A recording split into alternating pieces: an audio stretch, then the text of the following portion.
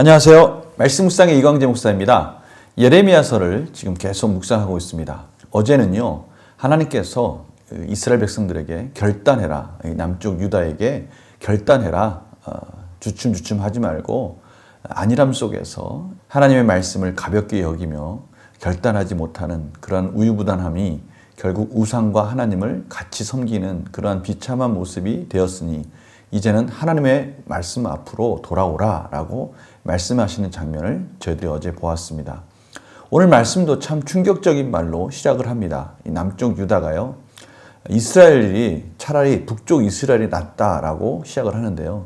이거 얼마나 참 충격적입니까? 남쪽 유다는 그래도 나라에 성전이 있고 또 하나님께 온전히 예배드린다라고 자부심을 갖던 그런 남쪽 유다인데 오히려 북쪽 이스라엘이 더 낫다고 말하니 참 충격적인 말일 텐데요. 하나님께서 그렇게 말씀하시는 의도와 또 여러 가지 의미들이 있을 것입니다. 오늘 말씀을 통해서 그러한 말씀들을 같이 나누면서 또 하나님께서 저들에게 주시고자 하는 말씀이 무엇인지를 또 구체적으로 나누도록 하겠습니다. 제가 기도하고 시작하겠습니다.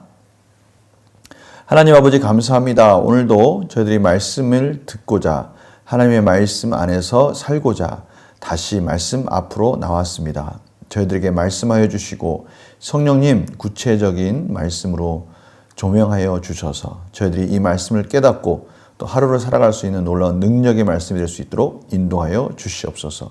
감사드리며 예수님의 이름으로 기도드립니다. 아멘. 제가 예레미야 3장 11절에서 18절 말씀을 봉독해 드리도록 하겠습니다.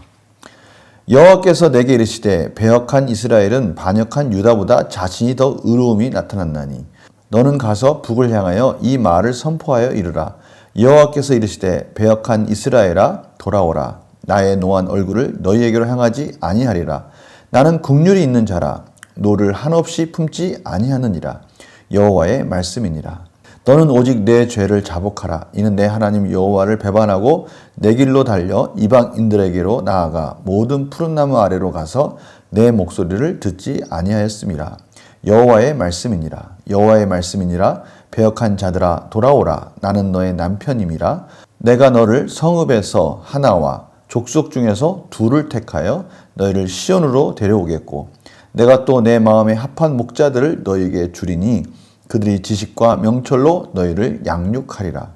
여호와의 말씀이니라. 너희가 이 땅에서 번성하여 많아질 때에는 사람들이 여호와의 언약궤를 다시는 말하지 아니할 것이요 생각하지 아니할 것이요 기억하지 아니할 것이요 찾지 아니할 것이요 다시는 만들지 아니할 것이며 그때 예루살렘이 그들에게 여호와의 보좌라 일컬음이 되며 모든 백성이 그리로 모이리니 곧 여호와의 이름으로 말미암아 예루살렘에 모이고 다시는 그들의 악한 마음에 완악한 대로 그들이 행하지 아니할 것이며 그때 유다 족속이 이스라엘 족속과 동행하여 북에서부터 나와서 내가 너희 조상들에게 기업으로 준 땅에 그들이 함께 이르리라. 아멘. 제가 서두에 말씀드렸던 것처럼 11절에는 배역한 이스라엘은 반역한 유다보다 자신이 더 의로움이 나타났나니 더 의로움이 나타났다는 것이죠. 더 낫다는 겁니다. 참 충격적인 말이죠. 그러나 어떻게 보면 북쪽 이스라엘이나 남쪽 유다나 하나님께 긍휼을 구해야 되는 한 나라임에는 분명합니다.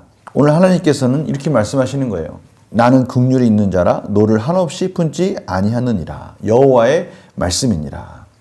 그러니까 하나님께서는 돌아오기를 원하시는 겁니다. 하나님의 본 마음은 이스라엘 백성들이 멸하기를 원하시는 것이 아니라 돌아오기를 원하시는 거예요. 성도님들 앞에서 전했던 말씀 기억나십니까? 다른 남자에게 갔다가 다시 돌아오면 그를 맞이하겠느냐? 맞이할 수 없지 않냐? 이렇게 말씀하시죠. 그런데 우리 하나님은 긍휼이 많으신 분이시기에 기꺼이 맞아줄 테니 돌아오기만 하라 라고 지금 말씀하시는 것이죠. 얼마나 놀라우신 은혜의 말씀입니까? 내 죄를 자복하라. 내 죄를 자복하라. 이렇게 말씀하시면서 오늘 14절에 어제 말씀드렸듯이 슈브라는 돌아오라는 단어가 2번 반복해서 나오는데요. 여호와의 말씀이니라. 배역한 자식들아. 이 배역한 자식들아라고 우리나라 성경에는 번역되어 있지만 원래 원어적으로는 슈브입니다. 슈브가 들어가 있는 동사예요. 그러니까 다른 말로 하면 떠난 자식들아. 떠난 자식들아. 떠난 자식들아, 떠나다 돌아오다라는 슈브란 동사가 다 쓰이거든요. 그러니까 슈브가 같이 쓰인 거예요. 떠난 자식들아, 돌아오라. 그렇게 반복적으로 돌아오라고 강조하시는 겁니다. 떠났던 너희들 다시 돌아와야 된다. 회개하고 돌아오라라는 하나님의 강한 은혜의 메시지가 들어가 있는 것이죠. 또한 15절에 내 마음에 합한 목자들을 너에게 주리니 그들의 지식과 명철로 너희를 양육하리라. 돌아오기만 하면 또 하나님께서 마음이 합한 목자들을 붙여주셔서 양육시켜 주겠다라고 말씀하시는 것이죠. 그러면서 16절에 언약궤가 이제는 다시 필요하지 않을 것이다. 언약궤 가운데 하나님께서 임재하셨는데 이제는 그 이스라엘 백성들 돌아온 남은 자들이 돌아왔을 때 하나님께서는 그들과 영원히 함께 하시겠다라고 말씀하시는 것이죠. 정말 얼마나 놀라운 긍휼의 메시지입니까? 3단계에 걸쳐서 지금 강조하고 있는 것입니다. 첫 번째 뭡니까? 돌아오기만 해라. 자복하고 돌아오기만 해라. 그럼 두 번째 뭡니까? 돌아왔을 때 내 마음에 합한 목자를 통해서 양육시켜 주겠다. 그리고 세 번째 뭡니까? 이스라엘 백성들, 그 예루살렘 가운데 이젠 언약궤가 필요 없다. 내가 너희들과 항상 함께 임재할 것이다. 라고 말씀하시면서 돌아올 이유와 소망을 분명하게 가르쳐주고 계십니다. 그러니 이스라엘 백성들에게 끊임없이 돌아오라고 그러는 거예요. 또 더욱이 마지막으로 그들이 돌아왔을 때 이제는 북쪽 이스라엘과 남쪽 유다가 하나가 되어서 하나님의 기업을 물려받아서 하나님 나라를 세워갈 것이다 라고 말씀하고 계십니다. 모든 열방들이 이제는 예루살렘으로 모일 것이다 라고 말씀을 하십니다. 얼마나 소중한 말씀입니까? 하나님께서는 이스라엘 백성들에게 비전을 주시면서 소망을 주시면서 그 남은 자들이 돌아올 때 이루어질 일들을 이제 구체적으로 회복의 메시지를 말씀하고 계시는 겁니다. 문제를 풀어가면서 더욱더 우리에게 어떤 의미가 있는지를 한번 같이 나눠보도록 하겠습니다. 하나님께서 예레미야를 통해 북이스라엘에게 주신 말씀은 무엇입니까? 12절입니다. 배역한 이스라엘아 돌아오라. 나는 긍휼이 있는 자라. 너를 한없이 품지 아니하느니라. 여호와의 말씀이니라. 여호와의 말씀이니라. 이 말씀 속에 힘이 있지 않습니까? 나는 긍휼이 많은 자다. 내가 끝까지 너희들에게 그렇게 분노의 그런 얼굴을 향하지 않을 거니 돌아와라. 라는 이 하나님의 간곡한 말씀이 이스라엘 백성들에게 선포되는 것입니다.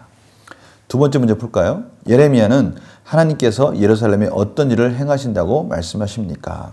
제가 단계별로 말씀드렸습니다. 첫 번째는 돌아오라, 자복하고 돌아오기만 하면 하나님 마음에 합한 목자들을 붙여줄 것이고 양육시켜 주실 것이고 이제는 하나님의 언약궤가 필요 없는 하나님의 임재가 그들과 함께 할 것이며 북쪽 이스라엘과 남쪽 유다가 이제는 갈라진 것이 아니라 하나의 나라로서 하나님의 기업을, 유업을 물려받을 것이다 라고 그렇게 말씀하고 계십니다.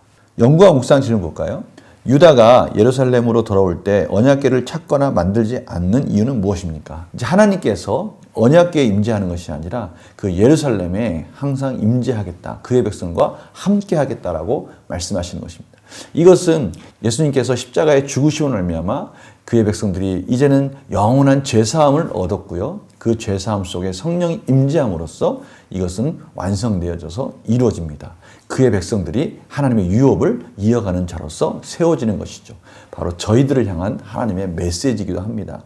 제가 항상 말씀드리지만 이중적이라고 말씀드리지 않았습니까? 이것은 당시에 이스라엘의 바벨론 포로로부터 돌아오는 그때를 말씀하시는 것이지만 그 언약의 메시지는 다시 예수 그리스도로 이어지는 것이고요.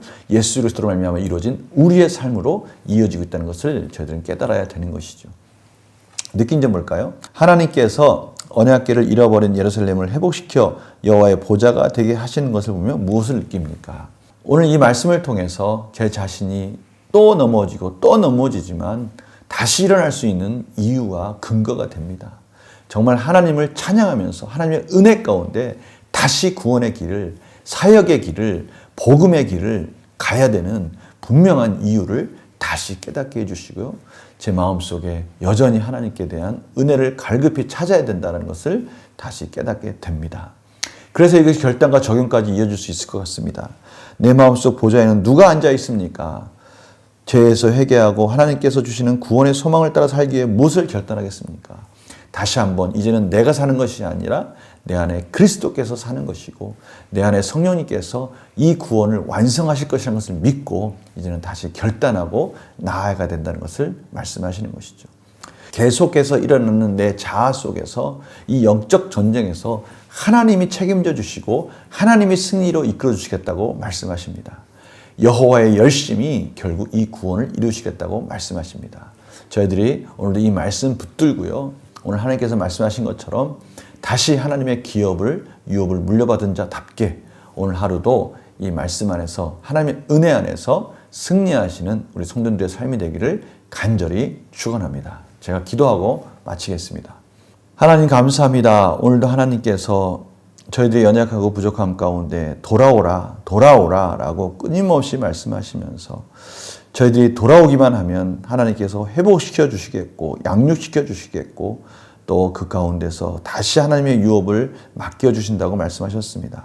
저희들 삶 속에서 아직도 돌아오지 못하는 부분이 있다면 회개하게 하여 주시고 하나님께서 이 일을 반드시 이루실 것을 믿고 저희들이 다시 한번 하나님을 바라보며 은혜 가운데 승리하는 오늘 하루 될 수 있도록 인도하여 주시옵소서. 감사드리며 예수님의 이름으로 기도드립니다. 아멘.